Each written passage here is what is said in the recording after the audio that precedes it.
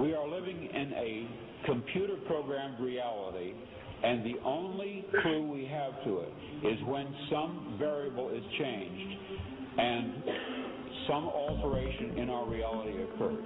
We would have the overwhelming impression that we were reliving the present, déjà vu, perhaps in precisely the same way, hearing the same words, saying the same words. I submit that these impressions are valid and significant, and I will even say this: such an impression is a clue that at some past time point, a variable was changed, reprogrammed as it were, and that because of this, an alternative world branched off.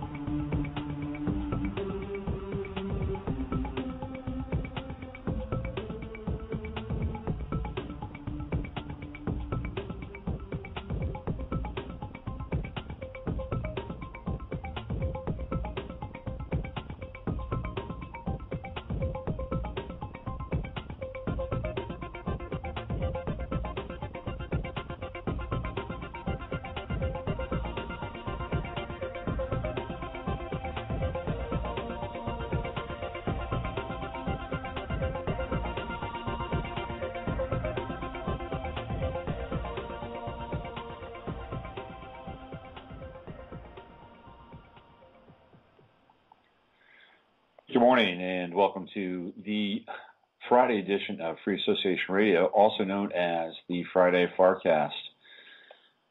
My name is Robert Phoenix. I'm your host, and today I will have a very special guest on in about 5 minutes or so. Right now I've got some issues with the chat room, and I'm wondering why nobody is in there. This is unusual. Let me just quickly, oh, there they are. There's everybody. We've got 3 guests. Hello, guests. Gemini's son is there. Guests. 12406, 12410, 12416. Welcome to the show. All right, we're live. We're kicking. We're real time in the chat room. Anyway, today's guest is none other than George Green, and I'm sure a number of you have heard him before on Coast to Coast AM with Art Bell and George Norrie. He's been a semi-frequent guest on there for quite a while.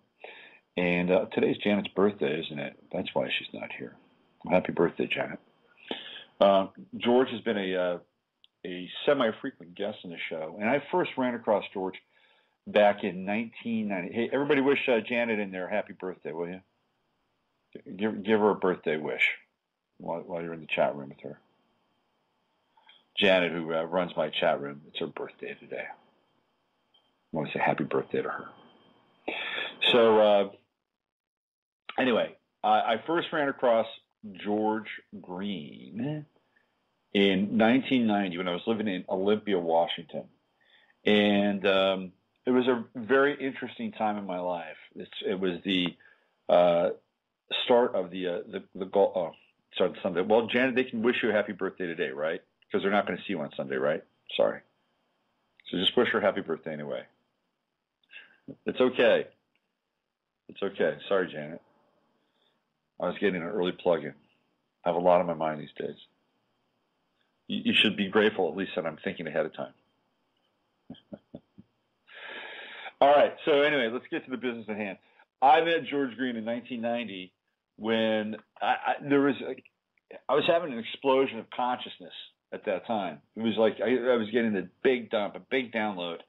And it was at the time of the first Gulf War. It was like there was like an alarm clock going off inside of me. And all of a sudden, I was experiencing massive synchronicities and major downloads of knowledge and all kinds of crazy stuff. And there were 2 people that swung through Olympia probably within about a year of each other. The first was Bill Cooper. And maybe I'll talk to George about Bill Cooper a little bit later in the show. And then the second was George himself. And I saw George at I think it was a small convention space in this hotel downtown. There must have been about 200 people in the room, so there was a great deal of interest in what George was saying. And then I circled back with George when a copy of the Handbook for the New Paradigm came into my possession. I think it was around 1998 or 99. I was absolutely riveted by the material in that book and could not stop reading because of the depth and what felt like true authenticity. And I'd read, quote unquote, a lot of channeled works before, and I have a pretty good inner sense as to what sticks and what doesn't.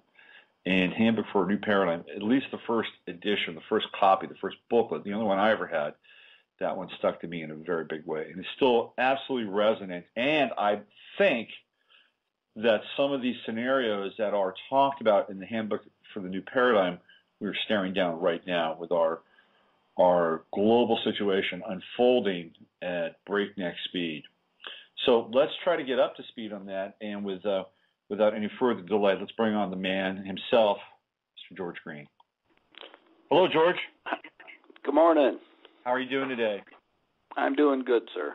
Great. Well, thanks for calling in. I appreciate it, and taking time out with me and the folks that listen to my show. And George, I just want to sort of try to get up to speed as quickly as possible and really stare down and take advantage of the time that we have here today to talk about kind of what's happening globally. But I didn't really get to the part where, I was, kind of delving into your background a little bit, your connection with the Carter administration, your relationship to sort of the inner workings of government at kind of a fairly intimate level. And I'm just wondering if you could share just a kind of a brief synopsis of your background so that people can understand the sense of legitimacy in some of the insider positions that you've been able to take over the years.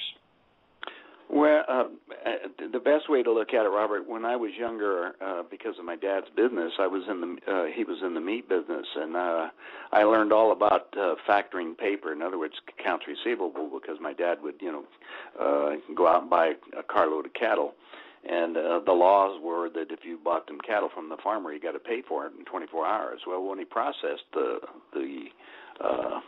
cattle, he turned around and we had contracts with the government, so we sold it to the government. But the government doesn't pay right away, Robert. So what happened is that we had tremendous receivables, and my job was to take the accounts receivables from the government and go pledge it at the banks. So I went up and down the street in Denver on 17th Street to every bank, and I borrowed the limit. That's what you could do, because I had so-called blue chip paper. Because we were doing such tremendous volume. I mean, it was the third biggest packer in Denver, to give you an idea. Wow. So what happened is that at the point when I was there, I had a couple of the bankers came in. They said, we'll loan you more money, but we need more deposits in our account. So I said, well, what do you need? And they said, well, if you give us another $1 million, we can loan you a lot more. And he says, you got a lot of friends with money. Just have them deposited in our account. So then he explained to me how the franchise, the Federal Reserve System works. And basically what happens, if I put $1 million in the bank can loan out $10 million. They just create $10 million out of thin air. It has nothing to do with the government. They just do it. Well, I said, well, how much more money do you want? And I said, let's make a deal. You're advertising right now full-page ads in the papers to put money in, and you're offering people television sets and all that. Why don't you just pay me a percentage, and I'll get a bunch of my friends to put money in your bank? So he said, that's good. Anyway, we arranged on a deal where the bank would pay me 3% of all the deposits. In other words, if you had $10,000, Robert, I would write out a check to you, actually, for 2%. I kept 1% for my fee. And so I write out a check to you for $200 in advance. And then you'd put your money into the bank, whatever one I told you. It was FDIC insured, and it was like $10,000, which was the limit at that time. But anyway, I had so many people that heard about me because all of a sudden the yield from the CDs at that time was about 5%. But by giving you 2% more, that's like 40% increase without any risk. Right. Well, you were a loudmouth, Robert. You were on the radio and you told everybody else about me. So I had millions of dollars coming into my bank, into my office. And I also had the banks calling because all of a sudden I got a new framework where they could, keep within the rule book of what they can do. And then we were providing fresh funds, basically moving it from other banks. Well, I got so powerful because at the end of 1 year, when your certificate came up for renewal, because you put it in for a 1 year certificate of deposit, who did you call to renew it? You called me, but I had nothing to do with the bank. Right. So what would happen if the bank didn't pay me? What would happen is we would jerk it out, and I'd move all the money that I had in that bank into another bank. Well, the bank had already loaned money against all that under the rules. So guess what would happen? Either FDIC had to take the bank over, or the Federal Reserve advanced money. Well, I became pretty powerful. So what happened is then the Federal Reserve itself told the state of Colorado that I had to get licensed. And I said, fine, give me a license.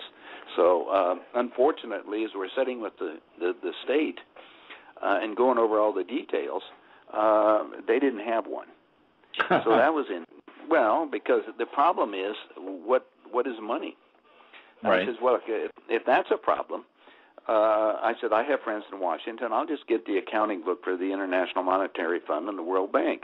And it's about the size of a typical phone book, about 3 inches thick. Right. And I said, when I get it, I'll go over all the details so we can determine what you're going to give me a license on. So I got it. And, Robert, when I got through opening up what the definition of money, they don't have one. I mean, seriously. So that really opened up the Pandora's box. I said, well, with the state, I said, how are you going to give me a license based on these numbers? I said, if your listeners want to get a copy of that, just have them call me. My 800 number, 729-4131. I'll send them the sheet so they can see what the definition of money according to the World Bank is, which is kind of interesting. At any rate, when I got through doing this, the state says, well, we've got to figure out some other way. And I said, well, let's just analyze this. What is money? It's some kind of a security. And they said, yeah, that's correct.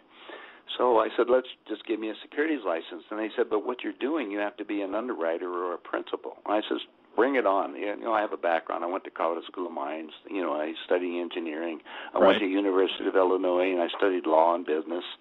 And so it was not a big problem about me for exams because I kind of liked them. Right. I says, well, let's go on from there.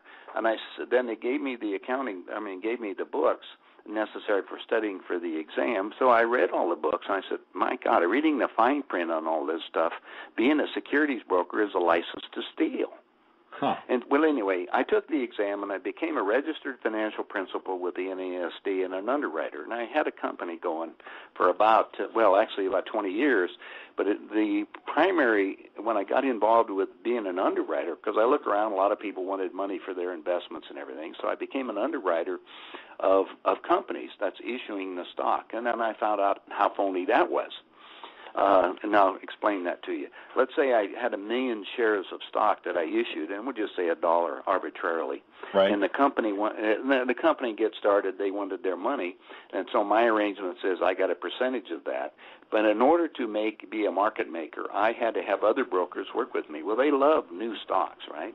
Maybe you've heard about that, the IPOs or initial public offerings. Yeah, absolutely. Well, so what happened is that I issued a stock, and everybody's got a new one, and the first thing they do is they call all these people that they have on their list and say, we got a new hot item, and everybody out here thinks they're going to get rich. So that's the gambling casino, and that's basically what the stock market is. Right. Well, anyway, and it's only traded between brokers. The brokers are out here making money on somebody else's money, aren't they? They're just trading stocks. Right. That's all they're doing. Yeah. Now, what happened is the stock market dropped, like it did this last year for us and what it's doing to a lot of people. So what year were we talking about, George? Well, this was all during the 60s, frankly. Okay, good. So anyway, what happened, the next game happened was that I started looking at all of this stuff, and one day the stock market dropped about 20%. Right. And what happened is, I started looking. I said, wait a minute, I was the underwriter of the company, so I knew what it was worth. And my job as an underwriter was to maintain a market. If I couldn't maintain the market, my other brokers, that was it. They had to sell the stock. Well, if you know the stock's not worth anything, why would you buy it? Right. So, but that was my job. So I started analyzing this thing, and then there's something wrong with this picture because the day when this market dropped, the next day I got a letter from the Federal Reserve said they'd loan me all the money to maintain the market. In other words, they didn't care what the market did. I'd have all the access to money to maintain it myself. Well, you have bank lines. I had money at the bank. I could borrow money, whatever I wanted to, against the securities from the bank, but the Federal Reserve itself bypassed the banks.